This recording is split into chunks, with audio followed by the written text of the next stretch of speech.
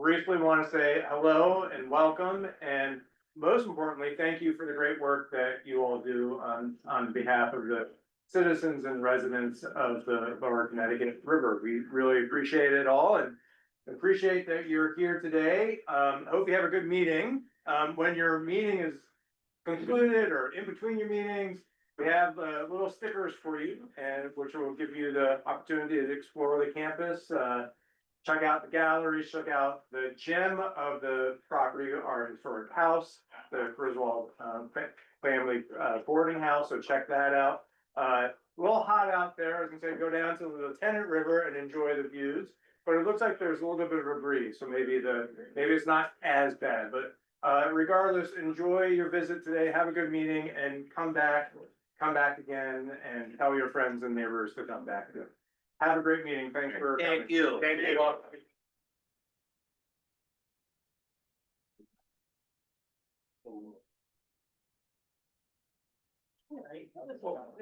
We can start with just go to a vote. We'll start the meeting, but we won't do anything that requires official vote. Kevin, all set? All set. So it looks like, Oh, let me get you there. All right. Okay, yeah. I don't shit this, she has one that says speaking. Okay, so it's. yeah.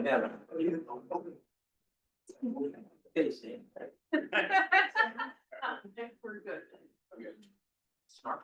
All right, Sam, we're gonna call the meeting to order at, it looks like about 12:29, and if you would call the roll, please. Okay, for Chester, we have Pat Dan, sitting in for Cindy, welcome.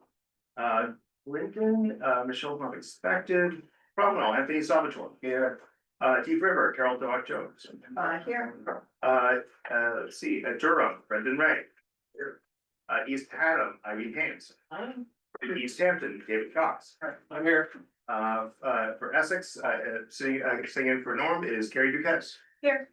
Welcome. Haddam, Bob McGarry. Killingworth, Eric Couture here. Lyme, David Long here. Middlefield, I don't think Bobby Amatino or Jim Irish are here. Let's see, next on the list. For Middleton, I just want to ask, if you haven't heard the news, there's a new mayor of Middleton, June Sarah. He sends his regrets. He had a conflict today, but we look forward to meeting him in a future meeting. Old Lyme, Martha Shoemaker.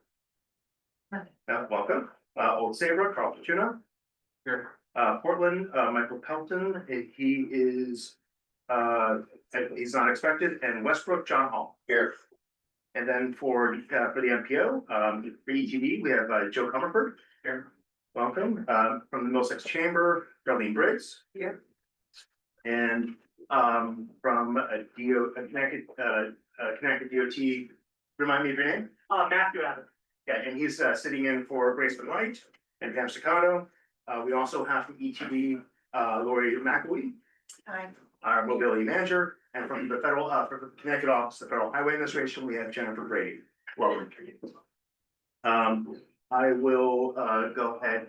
Who we have here? Let's see, we have Nicole Filardi from Demis, and we have Lario Engineering as a guest, as a member of the public. And let me introduce the staff that's present. Sam Gold. We have Charles Conklin, our regional election advisor, Janice Erlenmeyer. We have Brendan Garrity, Eliza Lopresti, Megan Juflis, Kevin Armstrong, Rob Hermit. Paula is not here, and unfortunately she was gonna log in remotely, but we have Marcos Gonzalez. And then we also have Julie McGrath from Congressman Courtney's office, and Jackie Gonzalez, also from Courtney's office. And we have Ellen Graham from Blumenthal's office. We did have Erin McBride here briefly. Oh, she's still here. Oh, good. And then also we're joined today by a number of our summer interns. And if you're okay, I'd like to just let them introduce themselves, and if you could just say, where you're from, what you're studying, and what you're working on this summer. Hi, everybody. My name is James. I'm a rising senior at the University of Rhode Island, studying film and entrepreneurship. And Ella and I are working this summer to create some educational videos for RiverCOG to spread information about affordable housing and destigmatize it and things like that. It's great to meet you all. Hi, I'm Ella. I'm going to be a junior at Endicott College. I'm studying marketing, communication, and advertisement with a minor in journalism. Like Jim said, we're working on some videos together. I actually interned for Irene last summer as marketing intern, so that's how I kind of was able to get this position at RiverCOG. And I lived in East Haddam my entire life, so I'm kind of familiar with the area. Yeah, super excited to be part of the team this summer. Hi, everybody. My name is Nathaniel Hill. I am the Sustainable CT Fellow at RiverCOG this summer. I just graduated from the University of Vermont with a degree in environmental policy, and I'm going to do my master's at University of Denver. Policy and international business. And also we do have another seasonal worker that was not able to attend, but his name is Jake, and he's working with Margot on aquatic visas species program for the summer. And also, I forgot to introduce Elizabeth Olson, our administrative assistant, and joining us on the Zoom, we have Michael Pelton from Portland and Jim Irish from Middlefield. Welcome. And if there's anyone I haven't introduced, please say hello and identify yourself if you'd like.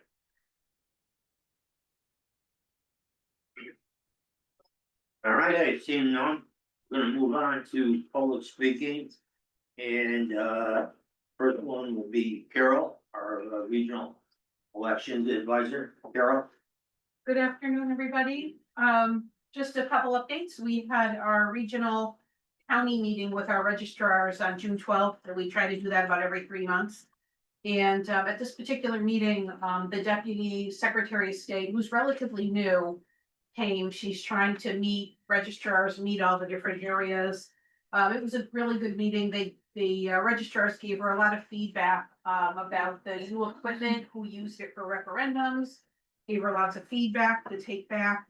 One important thing she conveyed at the meeting is that many of the election bills that were in the session are designed to save small towns like ours money, and they did not make it through. And what she emphasized is that it's not that they're controversial, it was just lack of time.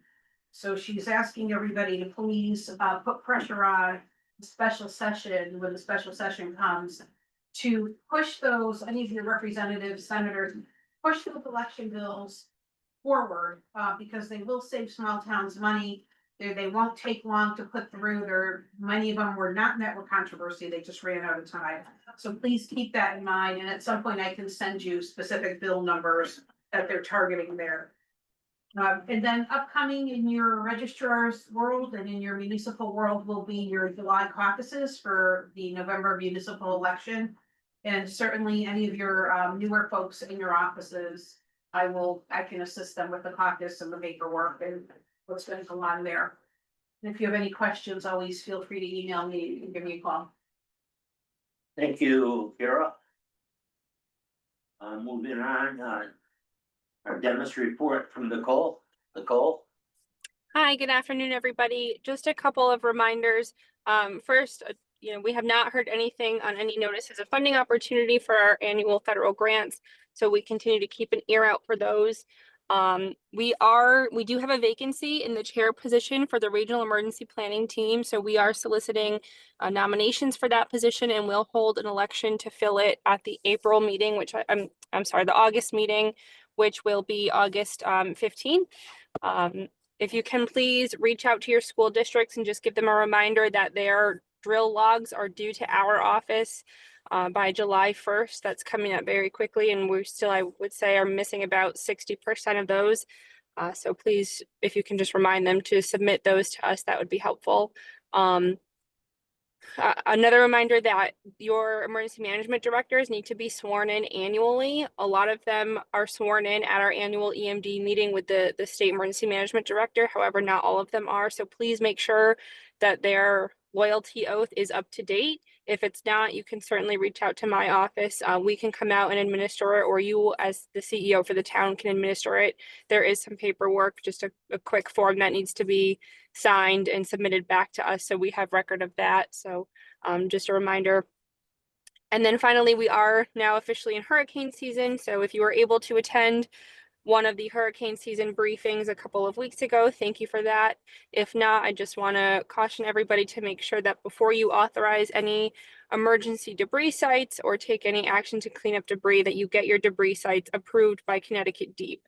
If you fail to do that, you risk not being reimbursed through any disaster funds should they become available. But that is my update. Pending any questions, thank you. Thank you. Any questions for Nicole? All right, moving on to MPO business. Oh, yeah, I'm sorry. I'm very sorry, Julie. That's okay, Tony, don't even worry. I don't really have, to be honest. I don't really have a ton to share, to be honest. Obviously, there's a lot going on legislatively in DC right now, but there's not a lot that is, for certain. So I don't wanna waste your time with things that may or may not come to be, but we will share information as it is more concrete and solidified. A couple things I do wanna mention.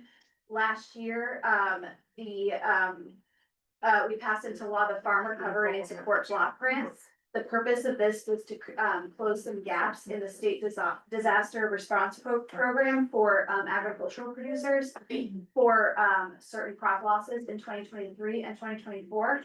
We've hit several obstacles with rolling this program out since January. And we are still trying to work through any potential issues to get it out. The hope is that we see the funds being able to be applied for by I've heard the end of this month, but I don't think that will happen. Maybe July, mid-July, we'll say. But we will keep you guys posted on that. If you have any farmers who you believe are eligible, feel free to point them to our office and we can kind of give them the information that we do have at this time. Also, NTIA put out new BEAD guidance for broadband deployment. Deep is currently working through the guidance to review and change their strategy to align with that new framework. I would keep an eye on their website. They also just recently did a municipal and state stakeholders webinar that had some really helpful information in it. That is, the reporting of that is on their website. And then lastly, recently the Supreme Court put out a decision that is going to impact the way we do NEPA reviews. They're going to be far more limited. I think it remains to be seen how beneficial this would be. I think probably everybody agrees that NEPA in its current form can be really cumbersome. So there's an opportunity to do this in a more streamlined, more effective way. But we are currently working with the agencies to see what that will look like in practice. Essentially, what the key stakeholder takeaways are is that there is a potential to see a more streamlined review process now, which could be good for us. There will be more of an emphasis on deference to agency judgment. So courts looking to experts employed by the agencies rather than litigating some of these issues. However, some litigation risk will remain, even without this concept of indirect impacts being excluded. We should have more on that as people work through the decision, but that's really, those are the highlights. So it sounds like the opposite Of the Chevron? The Chevron. Yeah. Chevron decision That's right. that said, you know, that the executive branch agencies they'll no longer have that priority. But you're saying that the Supreme Court's decision is now reversing that? NEPA? For NEPA, it appears so. We are waiting on the real lawyers to kind of give us our actual talking points. I'm only a lawyer by Google. It appears in the case of NEPA specifically, yes, that's our reading of it. I'll get back to you maybe in a month. But that also struck me as a little inconsistent, but I'm not in charge. Yeah, For those of us who can't remember every single acronym. Yeah. Oh, NEPA is the National Environmental Protection Act, so anytime you do an infrastructure project over a certain cost amount, you have to go through Right. the NEPA process to ensure that there's not an outsized environmental risk. And this Supreme Court said that we have, that deference should be given to the, okay, sure. Well, so they said that, but they also are limiting the type of impact that should be considered. Before, there was this concept of indirect impact, so Right. for instance, the Connecticut River Bridge. They would wanna look within a certain square mileage Right. circumference of a radius of potential impacts. That zone Shrink. will shrink, Yeah. yeah, which could Okay. potentially be a good thing for. Yeah. You know, and there is a way probably to do that while still protecting environmental impacts, but yes, yeah, so. Okay, yeah. That, that tracks. Any questions? Seeing none, Senator Blumenthal's office. Yep, Ellie Graham, really nothing to report, we're keeping track of everything going on with one beautiful bill, yeah. And then just one note, if you have any constituents in the Middle East who are that looking to get back to the US, please reach out to any of our offices, we're working with the Department of State. Thank you, Senator Murphy's office. Yeah, not too much to report. You guys all should have gotten a recent email update from our office. If you haven't, let me know and I'll send it to you. There's some grants at the very bottom of that email update. Always, if you ever are applying for a federal grant, please direct to our offices. We can do a letter of support. The only other thing that I'll flag is that we just hosted the Senators' Regional Priority Council meetings, which Robert attended the transportation one on behalf of RiverCOG. We also had our Long Island Sound and land conservation meetings, so really good conversations and a touch point after maybe a little over a year of not meeting. So we're looking forward to having those meetings more regularly again, and quarterly, so stay tuned and know that you guys are represented well by the COG at those meetings, so. That's all, and I do have to leave, I'm so sorry. Thank you. US Highway, you have anything? I was unprepared, but I will say that, Federal Highway Administration, I am in the Connecticut Division. I addressed the virtual meeting last time. Your liaison previously was Eric Shortell, but he has left federal service at his wish. We are, our staffing levels have been reduced. I'm gonna be the coordinator, specifically working with Sam and Rob. We have something on the agenda a little bit later that Rob will update you on. I do work closely with the Federal Transit Administration, some things that come before this board. Such as you might have heard WP, Unified Planning Work Program, or your Metropolitan Transportation Plan, or your TIP or Transportation Improvement Program. Behind the scenes, I'm kind of looking at that and working with RiverCOG. So we're gonna try to continue to give you the level of service we had, but FTA, we do joint approvals. They have limited staff too, so we're gonna try our best. But again, I'll work directly with them if anything comes up, so thank you, so. Thank you. And not to put you on the spot, Condon, you got anything? Same thing, Grayson is out this week, he's on vacation, so we're just gonna let him have a little fun. But I don't have any updates, I'm more so just here to answer any questions or to follow up, or ensure that we're gonna follow up on some questions you may have later. Thank you. When are they gonna start paving 81? I'm joking. I'll ask Grayson. Oh, I think it's gonna have it. Thank you. And your first question. Okay, I don't think I missed anyone now, right? Okay. So moving on to MPO business, I'll take the approval of the minutes from May 20. Any corrections? No. Seeing none, on favor? Aye. Any opposed? Motion carries. 25 tip amendments, 10 motions. Can we combine B1, 2, and 3, Rob? Yeah, sure. Okay. So. Put it on the table? Go ahead, Rob. All right, we have three tip amendments. This is number 10 for the 25 tip. It's Estuary Transit District, Middletown Old Saybrook, project number 478-2525 CN. FDA 5307 capital funding, exempt from air quality modeling. The first is ETD facility improvements in FY 25 for $500,000, and this project is being deleted because the funding is not required for this fiscal year. The second, again, is ETD, Middletown Old Saybrook, same project number, 5307 again, exempt again, admin capital and miscellaneous support, for FY 25. This project is at 300,000. It was currently 700,000, so it's a $400,000 decrease in the cost estimate.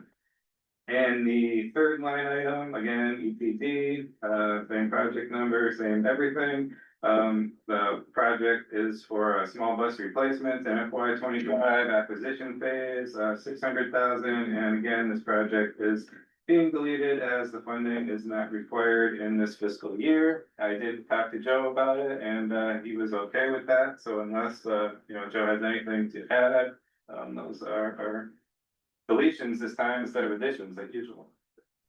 All right, so we have a motion and a second on approving 3B, 1, 2, and 3. Any further discussion? Just one question, are these gonna come back in a future year, or is this just say 1 year change? Are they gonna come back, Rob? Well, buses definitely, and admin capital. Yeah, we always have those lines, they just fluctuate. The facility one, a lot of that state did with state funds. Okay, so that I will not. We are actually in preliminary design already. Facility. Okay, thank you. Any other? Seeing none, all in favor? Any opposed? Motion carries. Rob, MPO recertification. Yeah, sure. FTA and Federal Highway are required to basically evaluate the transportation planning process in urbanized areas greater than 200,000 every 4 years. This has been happening since ICE-T, the Intermodal Surface Transportation Efficiency Act of 1991, so it's been going on for quite some time. Let's see here. Basically, it consists of a desk audit, which we had done back in February, site visits to both RiverCOG and SCROG in March, and the report was just released in May. Basically, these we're lumped in with the New Haven urbanized area, even though the northern towns are in Hartford, so that's why it's with SCROG, DOT. And RiverCOG and public transit providers. Basically, planning process was certified, subject to a few corrective actions. There were also some recommendations to follow up on and commendations. This went out with, there was a memo that went out with your agenda package that kind of briefly highlighted a few things as well as the full report. Many of the, recommendations, commendations and corrective actions, some are COG specific or SCOG specific, some are RiverCOG specific, some are joint, so it's a combination of each in the final report. Some of the commendations that we had was based on our coordination with the transit district and hiring Brendan, our joint transportation planner for both the COG and the transit district, also our efforts with our regional housing plan and efforts with our TLD driving communities program grant. So those are combinations that were, things that we're doing exemplary. A few of the recommendations are things such as update of our public involvement plan. Our current plan was basically a combination of the old RiverCOG and estuary plans. It was updated during COVID to address virtual meetings. It hasn't really been updated since, so that's something you'll be seeing in the near future. Also how, we address hearing and vision impaired ADA type people in terms of getting our agendas out, things like that. There was others. One was coordination in the urbanized area for freight planning. If you remember, At month's board meeting, we talked about purchasing S&P Transearch data, which is freight movement data, 6 out of the 7. Urban COGs in the state, joint together, do a joint purchase, so that's something that's gonna be moving along. In terms of corrective actions, there was a few in the urbanized area, there was 2 specifically, or jointly between us and CROG, or SCROG, I'm sorry. One was basically a demonstrated financial constraint in the tip, and the other was system performance reports in the MTP. Both of these are reliant on DOT data, so we've been with the first one with the financial constraint, been working with DOT and Eco Interactive, who runs the ESTIP, so they're gonna be coming up with a report to help show that financial constraint. So over the next month or so, we'll be meeting with them, trying to see how that's gonna flush out.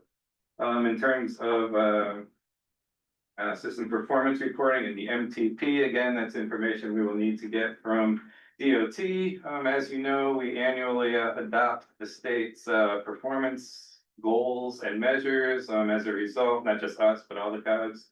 And basically DOT does the data collection, which is why all the COGs have DOT do it, so they just have to provide that to us in a usable format.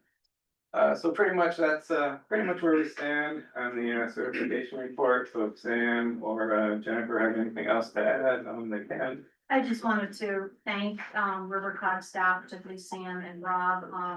It was a big effort providing us documents. We dove in deep and about 2.5 days of kind of meeting with them and talking about the transportation planning process. So thank you. Corrective actions are something that we have to make sure we're complying with federal regulations, but I never take that as too much of a negative. But we saw some great things that you're doing here and applaud you for that. So keep up the good work. We are kind of assessing the new administration. They asked for efficiencies and the certification review. We do it every 4 years, but there's rumors that maybe some more legislation that might be changed to 5 years. So we're monitoring that. It may look a little different next time because of the resources. But again, thank you for your efforts and looking forward to working with you from here going forward.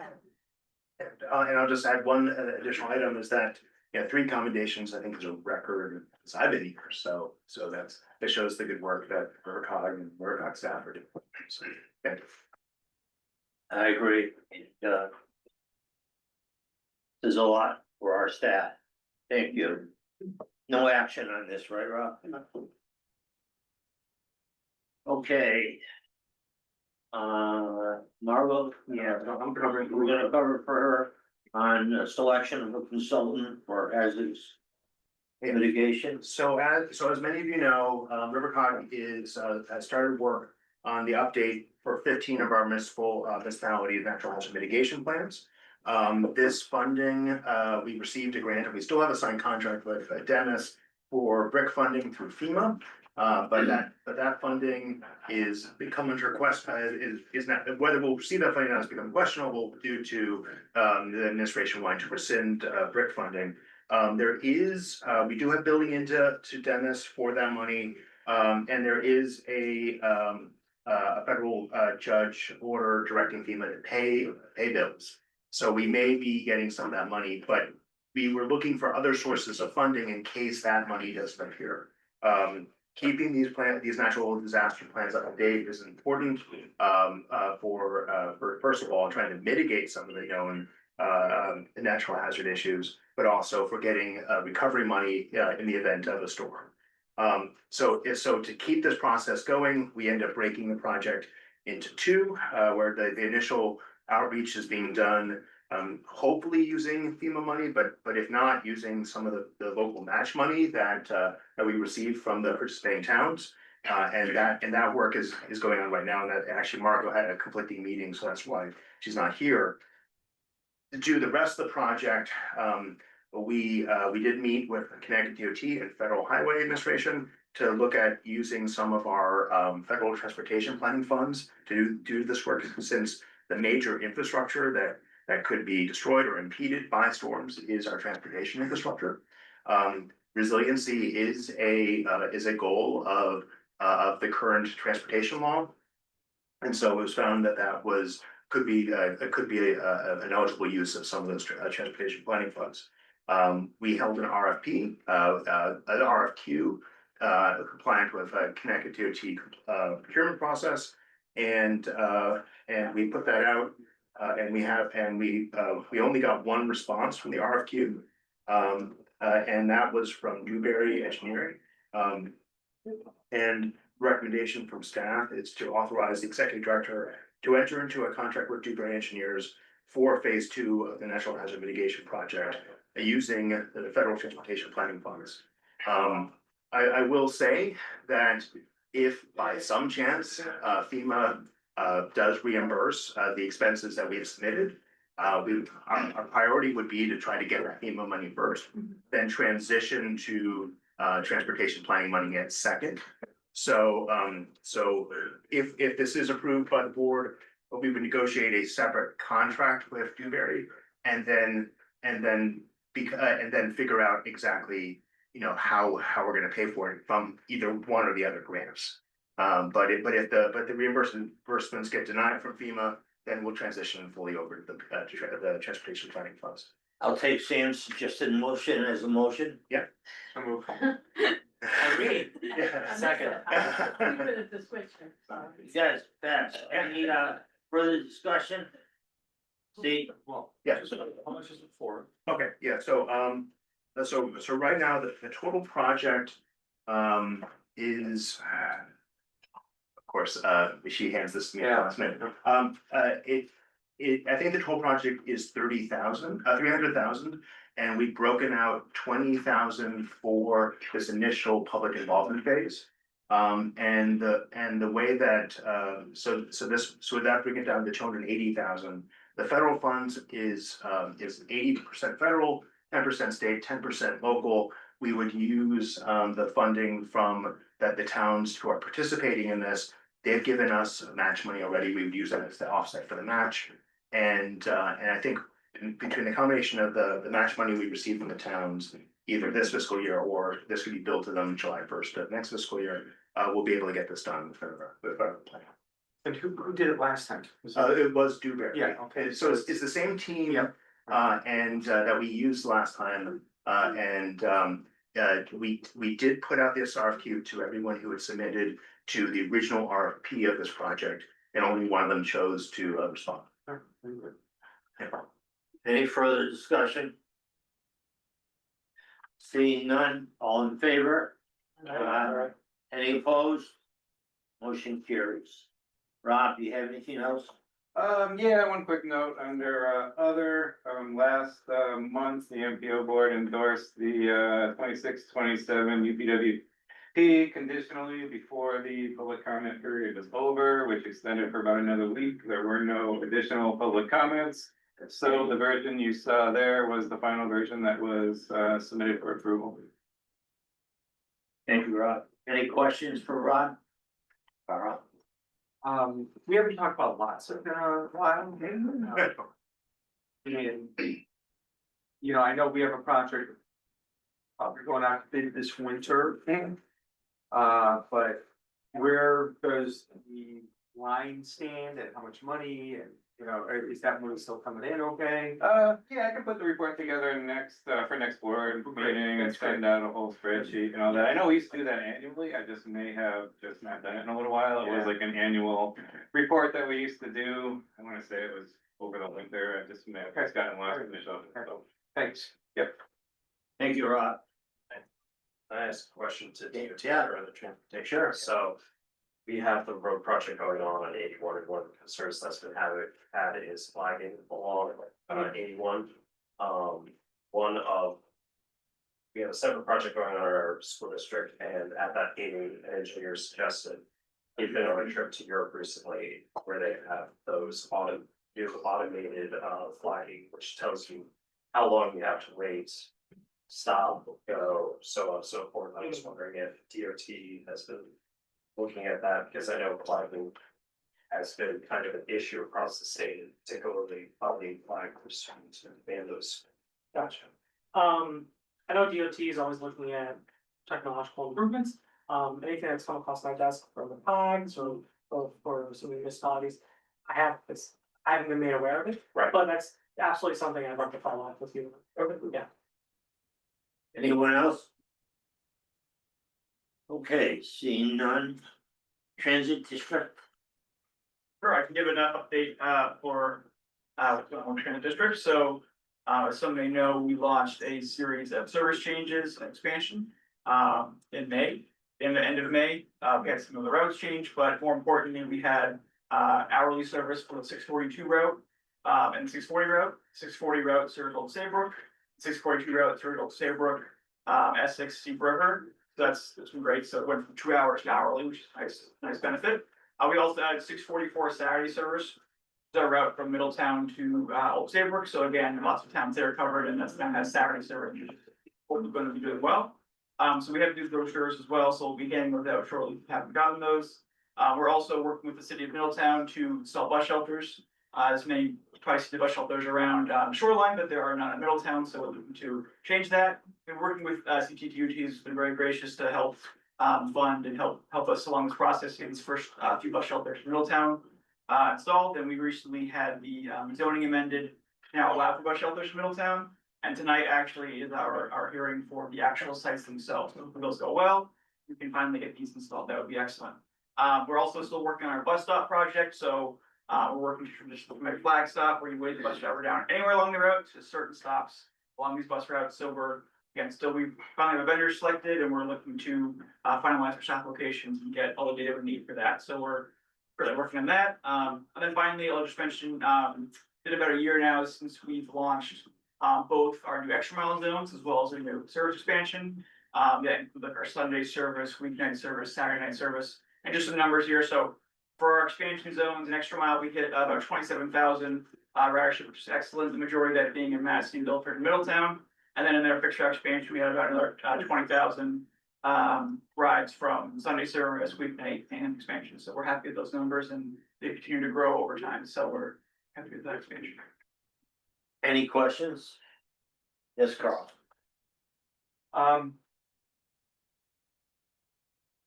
The electric buses, how many do you have working? We currently have two. Two. And what are you finding, other than I'm sure they give a nice ride, in terms of range and in terms of the ability to complete a route and charge it? Absolutely. So I'd say so far, and we're actually pleasantly surprised, how they're operating. We started off on very small runs. So for example, we started off being cautious. So we had a 5-hour run, a 7-hour run to see, can they handle it? And the answer was yes. So we got a little more. And so far, it's been performing very well, coming back with some charge left. Joe, what's the longest shift now? Yeah, so they're doing so well that we put them now on, one's on an 8-hour, 8.5-hour shift. Yeah. And the other's going for 10 hours, 10.5. And even at 10.5 hours, they come back at just under 40% state of charge. So it's really better than we expected. Yeah, but of course, we have to caveat that until this week, we've had like prime weather. Yeah. So Right. you're at the best time of year where you're not using heat, you're not using much AC, so you're getting the best you're gonna get. Now for charging, because that's our next problem is we only have 50 kilowatt chargers, which is really low for a bus. Usually you're 150 to 400 kilowatts. So yes, we're on the very low end of a charger. And so that obviously makes it take much longer to charge. So that's kind of where we only run in the morning. And then with the, chance of a thermal event, we also only charge when we have staff present. So charging has to be done before 1 AM. That's when our last staff leaves. So these are charging, which is why we run in the morning. Really the reason we're only doing 10.5 hours is to make sure we still have time to charge. It's not because we don't think we could probably push it to 12, we probably can. It's just that needs time to charge. So what's take for charging? The ones that are running 10.5 hours, takes about 6 hours to charge. Which is and also better than expected. Yeah, nice. We were expecting like 8 to 10 at 50 kW. It's not. Like the bus manufacturers, we're one of the very few places that is relying totally on kilowatt chargers. That's usually what's used for the shop, like because they're portable, just roll them in, charge a bus, top of bus on. You had a bus down for a while, you gotta give it a little charge. Most places are not running on 50 kilowatt chargers like we are. So I'd be curious to see in either heat or cold, how the routes change, how many more. If you're eventually all electric, how many more buses you'll need? If you'll need more than what you have now to actually run the routes you want to run. It'll be, I mean, obviously, Yeah, that's over the course of years. Yeah, there's so That much. should be. The state has now acknowledged the fact that the infrastructure improvements required to make the fleet entirely electric are not. They're longer term than was initially thought. And so the idea that we really could have switched over in January of 2024 to be able to go electric was not gonna happen. And so now the commissioner has been given the authority by the governor to grant waivers to districts, not the states. The state cannot. The state, that's law. Districts is executive order. So the plan is that our next order in next year will be hybrids, not fully electric. And again, not because it's a poor experience with them, just because the building's not ready. We actually had to, where we're charging, it is across the street. And it's a separate site, separate meter. We have an build electrical service out to there because our whole building is 150 kW for the whole building. So when you get 2 buses put in, there's 100 kW right there. You can't, our building made me charge 1 bus. So we've already maxed out this other site, basically. You can only do like 1 in our building. So you see, the amount, so the state has done a study statewide. It is a significant amount of funding needed to upgrade the whole building. And you're talking about 1 megawatt power when everything's plugged in, when everything comes electric and everything's plugged in. And so, it's not just upgrade our building. Now you gotta look at upgrading supply side to make it all happen. So yes, we're maybe years from that. And so hopefully the technology continues to improve in that. So have we done a comparison? Have you got your first electric bill and what it costs? What it costs to charge the bus? It's, right now, it is significantly more. Don't say it's not so. I like 3,000 to 4,000 a month charging the buses, which is. Versus. And how much would your diesel be? Correct. Diesel, we only buy a load of diesel every 6 weeks, and the whole load of diesel is like 20 something thousand, 24,000 about. And that runs the rest of the fleet, so. Which is how many buses? Which is diesel buses, we run 7 diesels per day. All day long though, so that's. 2 buses. So it's significantly, What do you say, 4,000? Yeah. but again, the caveat, But they breathe much when better. we put that meter in, buses were not eligible for electric charging rates from Eversource. They just changed that, and so actually, literally just this morning, I did the paperwork to switch us over to the electric vehicle charging rates, which we use Titan Energy, and works a lot of towns. They analyzed it and said that they believe we would save money switching over to the electric vehicle rate, so. We'll see on these new rates, because the problem that we have. And the other problem is that the whole temporary setup we have now, and the fact that we have to charge when the vehicle is, when we have staff present. So we're gonna hit with demand charges. That's the real problem. It's not so much how much energy it's doing in a month, it's that we're having to charge at peak times. And they both plug in at the same time, and so now you're pulling 100 kilowatts all at once. And so that demand charge is what's killing us.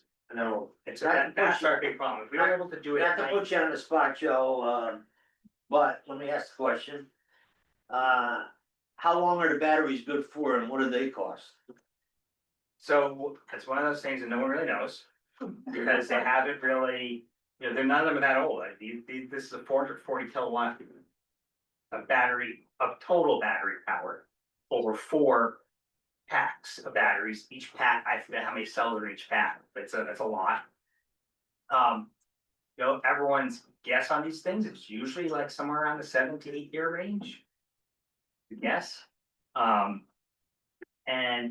I don't even know what they cost. It's hundreds of thousands. I know back in the days of like when everyone was going hybrid, you're talking like 150, 200,000.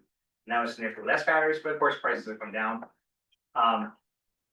There's a lot of different ways we're doing that now. I know some places are leasing the batteries. And then that kind of includes one replacement during the life cycle of the bus. But in this order, the state did buy them outright. And you know, last thing on the demand charge too. Again, when you talk about fully making the electric, one of the things you do is a demand management system that would manage the demand so that it's much smarter than what we're doing. So if you just plug them in at the same time, you have demand management system. It will optimize charging. It won't charge them all at once. You know, it will charge this many and it knows how much time is needed to charge them all, and will do that in an optimal way to reduce your peak demands and reduce your demand charges. So, you know, okay, so some of this stuff will improve when you look at when you actually go, you know, full scale. And yeah, you're not in a temporary situation as we are today. This is very much a pilot. And so, you know, if of course you have high electric rates in Connecticut, and Eagle is low right now, so they're relatively low. We're well under $3. They're easy. Thank you. Sam's got a Just a question. question. So when you're in the planned facilities for ETDs, will you be able to charge without having someone present? Or will there be fire suppression for in case there's a thermal event? So when we go back and upgrade the current facility, yes. So the electrification plans that were done included having the adequate fire suppression to be able to park because we won't even park inside right now. Yeah, they will not charge them inside. The only time they're parked inside is if we're working on them and they'll get staff refresh one of them. So they don't stay inside overnight. If we had to, because there is a plan for a winter to not have them out in the snow, because that's a whole other thing. Batteries have to warm up before they need to charge. You know, batteries will not charge unless they're at 50 degrees. They also won't charge if they get too hot. They have to be the right temperature. The batteries are heated and air conditioned. So if you don't have, we learned this in the winter. We knew it. We really learned it in the winter. When you first plug them in, like if they're being parked outside, you first plug them in. First few hours is the batteries warming up, and you're not charging at all. Right. And then the batteries will start to charge once they're up to temperature. Yeah, so those diesels on standby. Oh, yeah, it's a whole. So being able to park them inside where you have the heating and cooling is important. Right, because that will do something. I mean, again, now we're running them, that was, in the winter, we weren't running them yet, we just gotten them, so a lot of that was just to move them back and forth. Now they'll be coming off the road hot. Yeah. And you'll plug them in, it won't be as bad. They'll get snow, you got snow on top of them, it's gonna cool them down, so. The plan is we will, at least in snowstorm events, move them inside. In that case, it's a protocol for making sure they're completely shut off. So you don't have them. They'll have to address that when they hire us to have our electric snowplows. Will charging, basically using trickle chargers on them, the reduced power chargers, will that shorten the battery life? Well, these ones we have, you mean? Yes, Kilowatt? the 50 kilowatt. It's not expected to. I mean, that's not been discussed. Certainly no one's told us that should.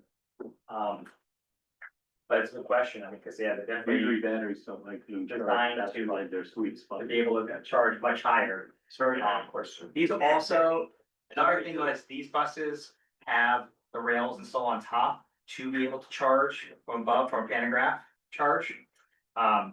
So that's another thing that we'll look at as assuming that we continue to pilot them. And also, assuming we get our terminal parking situation remedy, which we're working with the city of Middletown and state on. That's a great spot to be able to have pantograph charging and then learn how does that extend range. And if everyone's familiar with it, but you could have a drop down from above and they're 400 kilowatt chargers. And they can give it a big boost in the 10 minutes that we're at the terminal every hour, we're there for 10 minutes. The bus is right there in a stall, you can easily do that, potentially. We don't know exactly how much that would boost, because again, it's only a few places, handful of places doing it. So And it's another great opportunity to learn how that can, maybe that gets them through the day. You could also extend those wires like down Main Street and down Washington Street, if you want electric buses. Yeah. Yeah, it's like trolley bus. Thank you very much, Joe. It's very interesting. Nobody else has a question, do they? Thank you very much. Don't make sure that the fire suppression doesn't have to be bus in it. But of course it does. It all does. No, it's water. Oh, it is water, okay. It's water, and we had to do a whole special water pressure test, way above It's a lot. what is normally done yes, for a yeah. facility, yeah, and it's, I think it was like 4 times what's normally done for a water test, so it's significant. And we even had to lower the ceiling in the garage because the ceiling's too high. All right. Thank you. I learned a lot about electric buses.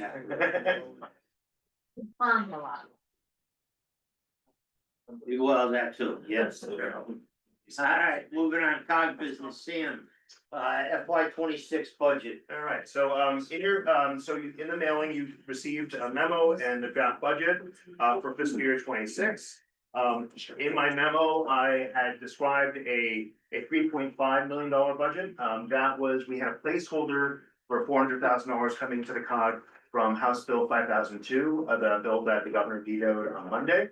So the total of the budget, so we nothing in our budget was dependent on that money. We showed it as income, and we showed it as an expense, but we didn't actually put anything against it. So the budget that you will be approving, that you'll be before you to approve, is $3,137,496. That's the updated number. There's a possibility that in a special session, that money for housing planning, stormwater management, or solid waste management could come back in a special session. But if that does, we could just add that to the budget at that when and if the money comes, if it does. Let's see, some of the highlights in this budget. Salary, we have a 3.5% COLA for staff. We have funding in salary also to be able to hire another staff person. And hopefully things will be stable enough for me to feel comfortable to do that. We also show income coming from that FEMA brick grant, which it's uncertain that it's happening or not, but we have it in there just in case. But we can still make ends meet if some or all that money doesn't show up. Let's see, other items of note. Go side of my memo. This budget includes a small increase in municipal dues that was approved back in January. Currently, municipal dues account for a small percent of our budget. With that 400,000 of the 6.35, it's probably more like 7.5% of our budget revenues. And then for each one of those dollars of municipal money, we leverage it to probably around $13.50, $14 in other grants, either federal or state. Some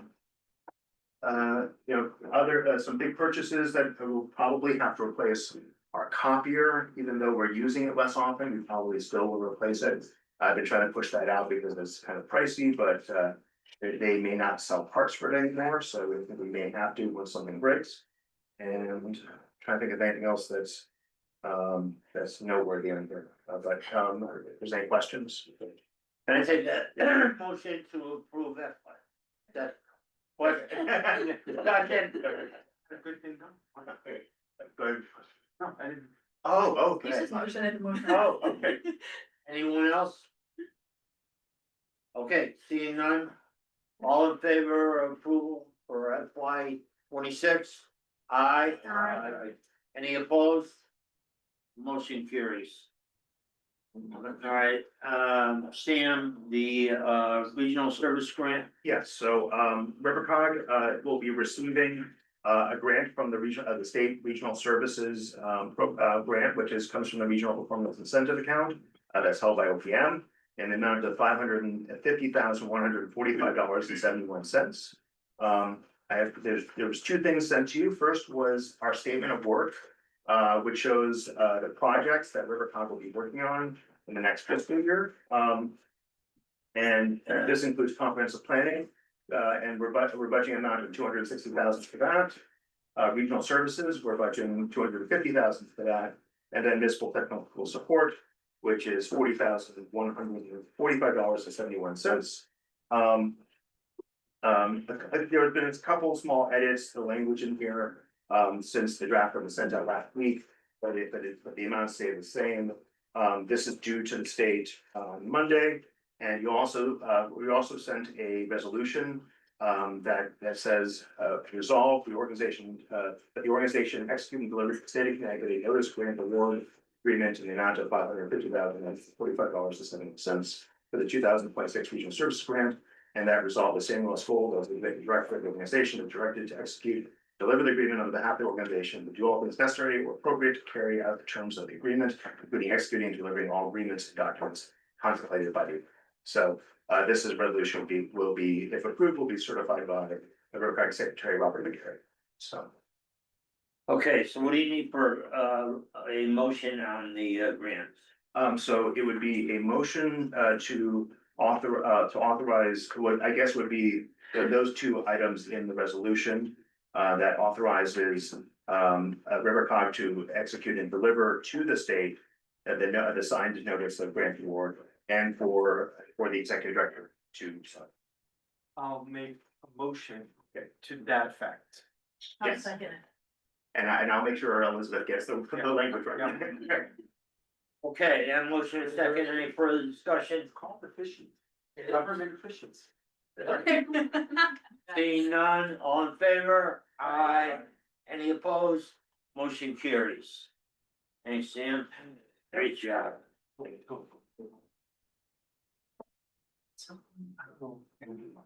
You're right. I don't know if you want. But it's continue on. If you want. It's like this. Okay. Digitalization program, Kevin. Good afternoon, everyone. I'm seeking a motion for us to continue our document digitization program in coordination with MetroCog. We're asking for a motion to renew our licenses for another year to the tune of $12,000 to be paid out of RSG funds. Just a kind of a recap of what we've done so far. We recently, Torrance Downs has decided that he would like to transition a little farther into retirement. And is not gonna be picking up some of the referrals that he was doing for us. So in doing so, we've realized that there was a lot that he did behind the scenes, so we are using the Laserfiche program to automate some of that process and divvy up those responsibilities among staff who have expertise in various areas that go with different referral categories. And that's been going rather well. Deep River, back in February, got their entire building department files online, available for the public. Very excited that that went through. Deep River is now also trying to add to that zoning file so they can keep that train rolling. Chester, we worked with them to try to do some of their building department forms, but that proved to be a little too complicated as a first try. So now they are going to be trying to follow the example of Deep River and focus more on getting paper up online for the public. We also met with Cromwell a couple times, weren't able to connect directly with the department to get forms up and running. But we are now in talks of doing a similar process again, focusing on one step at a time. A lot of the issues that towns have is that they just don't have the manpower to be feeding paper through a machine for days on end, because there is a lot of paper.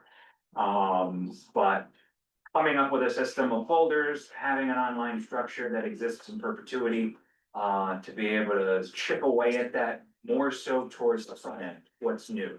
So as new business comes in, getting that online, and then working your way back towards the backlog when you have time or you have able hands. Both of which are usually short. So again, so we're looking for a motion to approve $12,000 to Accelerated Information Systems to continue the Laserfish program for document digitization. So moved. Second. Oh. Yeah, Elizabeth, you can pick whoever. Wow. Discussion, anyone? Seeing none, all in favor? Aye. Any opposed? Motion carries. Thank you, Kevin. Janice? Hazardous household? Yeah, back here in the. Well, there you are. Why'd you stand up? Okay. Good to see you. Okay, a couple of things concerning, waste are the gas cylinder program is starting in the fall. And if anybody needs more information, I have some information here. Please contact Kim O'Rourke. She's the one that's going to lead the program to have a container in your transfer station or your town hall or wherever that you would want it. So it'd be great to get one in each of the towns, save you some money. Included in this program, there's more than just the small 1 pound gas cylinders. There are butane, the helium containers for your birthday parties, for the balloons, different kind of containers. So check this out. I can pass these around if anybody needs those. What's the contact again? Kim O'Rourke. All the information is on this flyer. I'll take it. Battery legislation passed. So there will be an EPR program starting up for batteries. Luckily, we've also had the opportunity to bring, for residents to bring batteries to their electronics bins at the transfer stations. But that will be an EPR program where residents don't have to pay to get rid of those anymore. So that's a good thing. Is it all batteries? Oh, we'll see exactly what details, but, most of them, yeah. We have to have a special equipment for the lithium ion batteries given that counties. So all those things will be worked out. To me, Carl, you got a question? That it's not the lithium ion. I don't think it's. I think it's just the E's, D's. Yeah, Okay. so we, in our town, you think it is? Okay, I hope so. We put, these battery containers in our town hall, at the gate, all our schools. And they fill up rapidly. We've advertised it and we get a ton of battery recycling already, all of them. You Then just what go do you do online, with they're like those? $50 each and you just put them. And then you have to send that container back to. Our DPW guys pick it up and they take to, they throw it in the Connecticut River.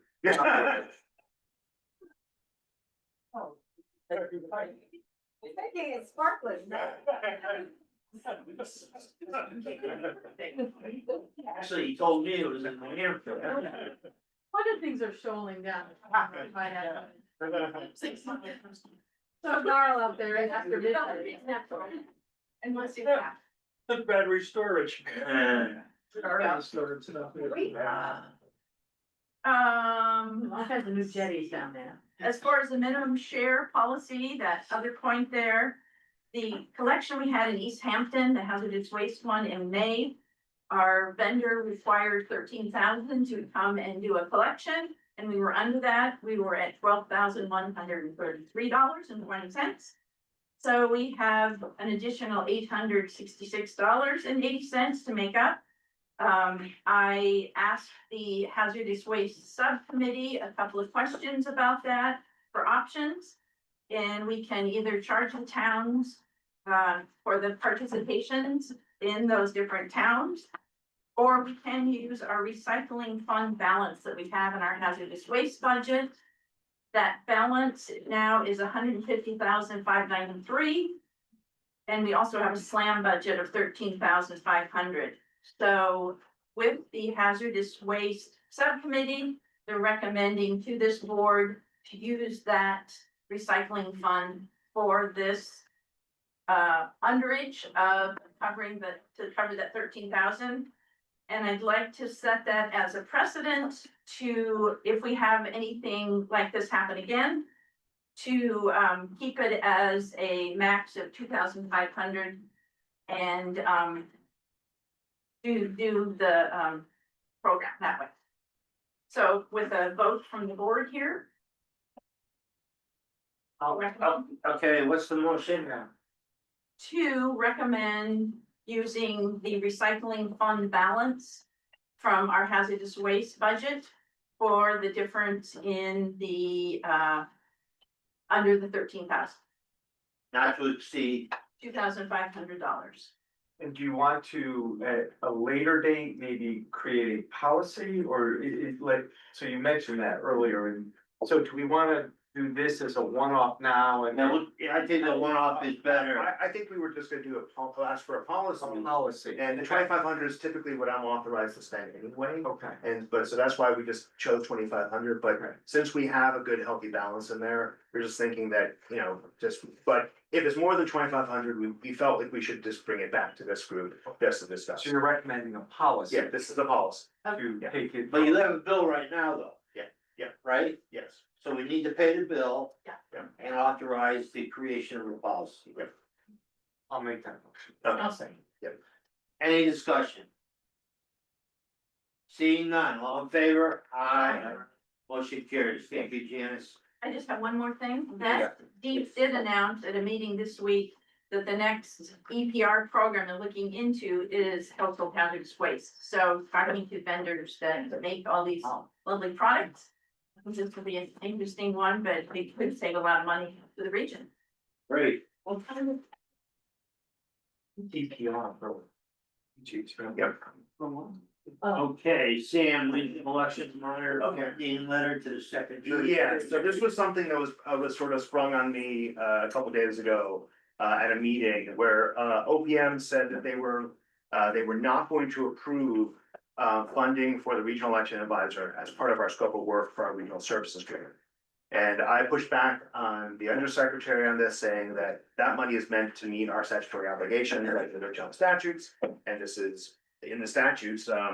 And what their response was that 2 years ago, there was a bill that went out of the government administration elections that ended up in the implementer bill for the budget that created a $25,000 fund through the regional performance incentive account to fund this position. The problem with the statute was the statute required an execution of an MOU between COG and the Secretary of State, which in these last 2 fiscal years hasn't happened. In the first fiscal year, the Secretary of State responded to me, Secretary of State Thomas did respond to me. In this past fiscal year, she did not.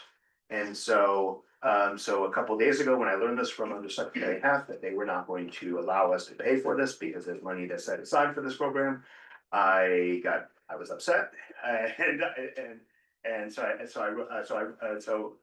we sent you a draft letter yesterday to the secretary,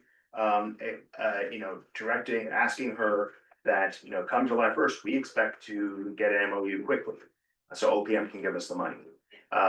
And I was thinking that this letter could be signed by all of our CEOs and also sent to the co-chairs of government administration and elections, and sent to the secretary of OPM as well as Secretary of State. We did print this letter, and we have a signature page. And if you're okay with sending this letter, I'd like to get signatures from the CEOs. I think it's just, I asked Undersecretary Heth if the secretary had told the Secretary of State, Secretary of OPM had told the Secretary of State of this change in their policy. I don't think they have. They just sort of left it for us. We did, OPM, to their credit, last year worked on a draft MOU, provided that draft MOU to the Secretary of State's office, no response. So I'm gonna send this letter signed by our CEOs with that draft MOU, and I'm hoping that she won't ignore Motion to send the letter. it. That's all right, I'm up there already and I know exactly what this is all about. It's great. Yeah, it's. This is what's happening, is Further that discussion? what Harper's trying to do is send it to us as the town officials. And then it's off their heads and they don't have to do anything. And they don't understand how much they have to manage now that they're sending it to us. It's just crazy. We have this next thing that we have to do is street takeovers. They've given us the authority to set the ordinances but they're not doing anything more. But then it's gonna have to go back up to them for them to approve what we're doing, so it's just, you're not helping anybody by this crap. Just back and forth stupid stuff, so. And I did ask, I did go to the committee last, during session, and I asked, a co-chair, what's her name? May Fletcher. No, I asked, and I asked her, I said, I gave her a report, I said, you got this bill, you got this passed 2 years ago. Secretary of State's not following it, can we just remove this section? And just allow OPM to give us the money for this position, and it didn't go anywhere, but I wanna make sure that those co-chairs know about this. Who's, Vermont's person on that thing? Is it Blumenthal? Blumenthal. Yes, Blumenthal, Might get yeah, more out yeah. of him. Might Yeah. get more out of him Yeah, on it. Blumenthal was interested, he asked me some questions at that hearing, so they, you know, when, I'm gonna send it to Representative Blumenthal and to Senator Fletcher, just because they were there when we got the money. And I thanked them for it, but then we can't get it, so. Or this is a ranking too. Sam, do you have the signature pages here today? Yes, so, yes. I'm going to pass them around. Unfortunately, when I quickly was printing them, Carl and, oh gosh, Bob, unfortunately yours did not print, but I will send them to you at a later date or today. Yeah, we'll get it to you, yeah. Great. Any further discussion? Seeing none, all in favor of sending the letter? Aye. Any opposed? Motion carries. Carl, do you have anything? You know, I don't have time, I actually have to be. Okay. Because that's a long story, Miracle story. Oh, the mirror story. Oh, another time. Carl, make one so we can adjourn. We'll go through them quick. Legislative update, Dan. And actually, I'm gonna turn this over, so I'll just quickly say, House Bill 5002, as you know, was vetoed by the governor. I've already heard from Cost and CCM, they wanna start meeting to talk about, what might come up at a special session now. Because they're afraid that, this is going to be a special session, emergency certification, there won't be any public hearings. You know how it's gonna go, so we need to be engaged now on trying to figure out what they may or may not propose in a special session, so. But I don't know, Susie, if you wanna just go over your. The two pager? Yeah. Yes, there were just 4 bills that were highlighted. 2 of them, or there were 4 sections to that sheet. The first 2 were 5002, PA, what was the PA on that? Was this, yeah, 25-141. No, it's finalized. 502, which was vetoed, so ignore that for now. And then, there were a couple other, PA 33 had a couple of items that may, create some, changes in the way some zoning is done, in the towns. Sorry, I don't have my sheet with me, and all of that is related to the environment, climate sustainability. Some is related to, thank you.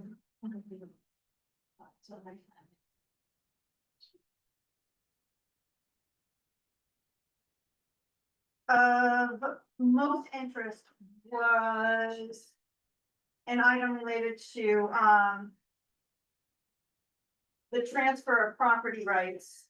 And it is written up, and you'll be better off reading that than listening to me right now. So, if you have any questions on that, please let me know. It's an opportunity for council to work together to create intermunicipal, agreements to possibly transfer development rights for higher density in development rights in one area for higher density in another area. I have to dig into it a little bit more to really understand how it would work, but if anyone's interested in learning more, let me know. Excuse me, all I wanna know, they didn't ban gas powered leaf blowers, did they? Not that I'm aware, my husband would have been protesting. So, and Susie, you can transfer development rights from one town to another, but is there any provision for transferring tax revenue? Not that I'm aware of, but I gotta dig in a little more. Yeah, okay. I haven't read the whole thing yet, Okay. but that was the basis of it. Okay. And do you have a cheat sheet on the the veterans, We will get that to you. okay. It's on the list of things. Because, don't we have to take action by, I think it's optional. If I remember. There's a couple of options. yeah, but there's a number and the legislative body has to take some on time. Yeah. Yeah, we, So, okay, again, so Susie, you should digest out, but, Yeah, we'll get this out to you again. It's highlighted, it's PA 25-2. It was a House Bill 7287, the various budgetary rules. And in that is the veterans, for veterans, a property tax exemption for 100% disability rating for, US military members or retirees. The exemption covers certain leased property held in trust, and allows municipalities to expand exemption. It's optional. So we'll get this out to you again, and another summary sheet where we're digging in a little bit more with more details. okay, any questions for Susie? Thanks, Susie, good job. You're welcome. Regional Waste Authority. sorry, Marcos? Hey, good, Marco. Good afternoon. So I've been working my way around the room. This is about the Regional Waste Authority. I'm working with Janice. Just to give you a quick update, we already hired our consultants. We're doing the information gathering stage.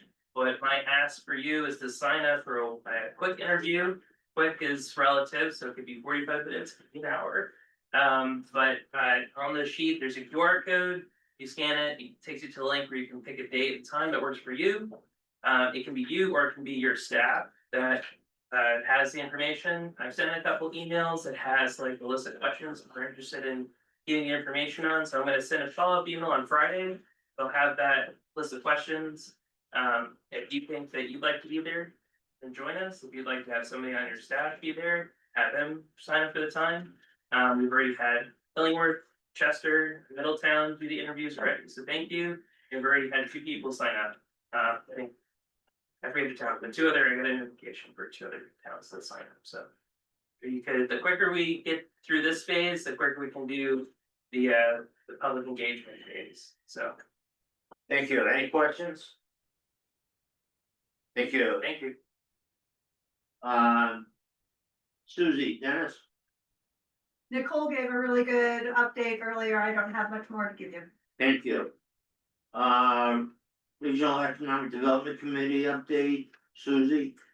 We had a great, program on brownfields, redevelopment resources. Thank you to the 5 towns that, participated. We hope you found it useful. We will be following up in September with the RADC meeting to talk about, how to go about beginning a project of redevelopment on a brownfield with someone, named Dale Croup, who is a well-respected economic development person in Connecticut and has done this work in the Hampton, New Haven area. So if anyone wants to participate, you're more than welcome. Thank you. Any questions?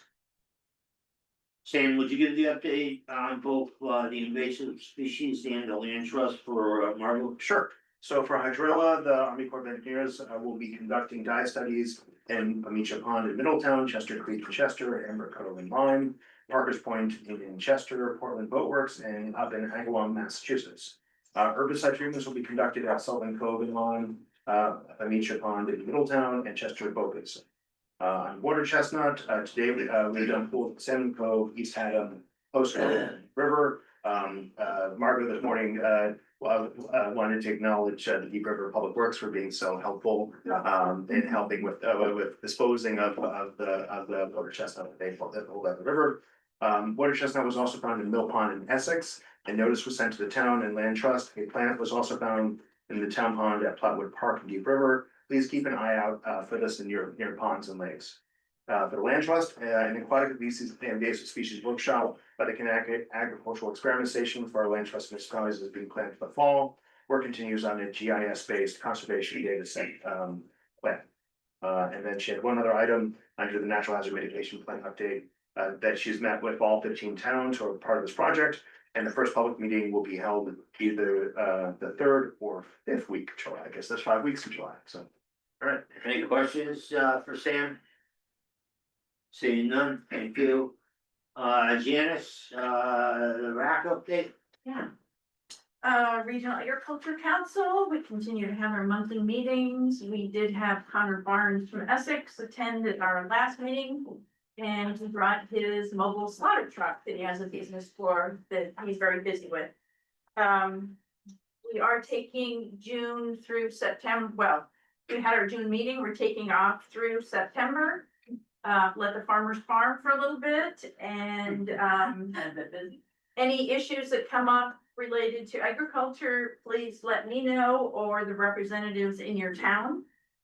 And speaking of representatives, we need 5 more towns representatives. We need Middlefield, we need Old Line, we need Portland, East Hampton, and Deep River. These representatives don't have to be farmers. They can be someone that is somehow involved in supporting agriculture. And we'd be glad to have whoever. So please let me know. Okay, thank you, Jen. Any questions? I didn't get you my letter yet, but you do have one coming. Yes, thank you. And the basic needs task force, Janice? Yeah, for social services, with the federal cuts that we've all had with different things, there's not gonna be as much food coming for the soup kitchens and pantries. And the number of people that are coming to those events are higher than ever. Any opportunity to give any kind of donation or fundraiser or whatever would be greatly appreciated through those efforts. And that's pretty much it. Any questions for Janice? Thank you, Janice. I'll just say, make a mention, just so you guys know, in East Haddam, we have a gal who has decided to take it upon herself to pull together some kind of food bank, distribution or collection. And what she did is she set up some kind of, account on Amazon that it just sent it out to the world and just said, hey, if you want to donate, our food bank needs this, this, and this. She set up the shopping list and you go in, you pick the milk and the juice and you send it and it's done. So if you wanted a quick way to do something in your town and it's relatively easy, it's something that can be done and who will do it in your town can do it. So Carol, can you give us a contact so that we can send our people to?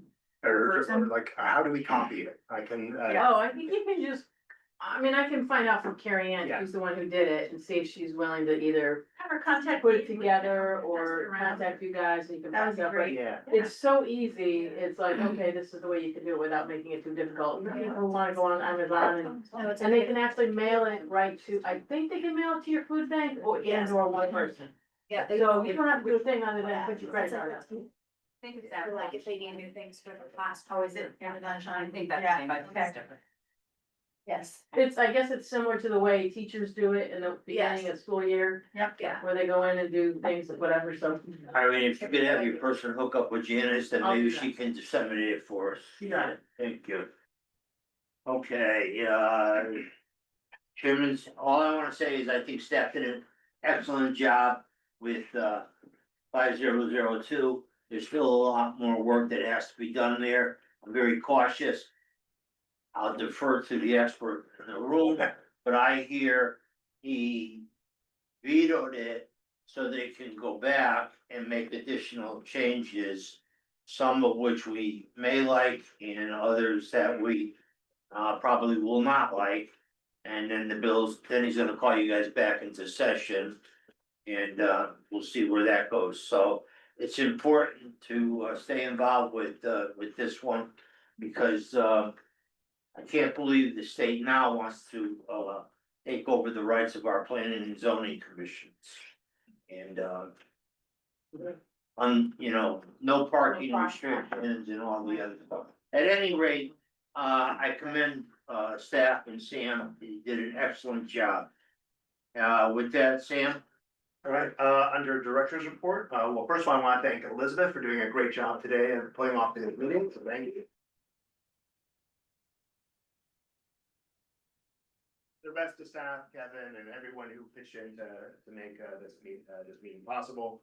I have financial report from Paula. As of May 31st, the council had completed 11 months of this fiscal year, and overall spending was within the parameters of this $3.2 million budget. It looks like we're going to be over on a couple of line items for service electric fees, a little bit of travel, a little bit of our pension and miscellaneous expenses, but yeah. That was on me. But those expenditures are exceeding their budget, will be covered by other line items expected to come in under budget. Or forensic audit. Yeah. Well, so like, you know, anyway, it looks like we're actually, and like the actual numbers, like let's say, for example, miscellaneous expenses 97% of budget versus 91% through the year. So we're probably gonna be fine, but Paul is very concerned.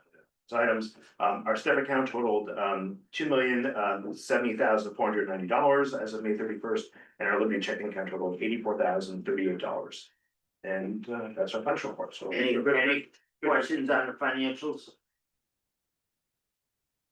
Thank you, Sam. Yep. Okay, next meeting is Wednesday, July 23rd. It's gonna be via Zoom. With that, unless someone has something for the good of the council, I will take a motion to adjourn. And Eric, second. No further discussion, everybody. Say aye.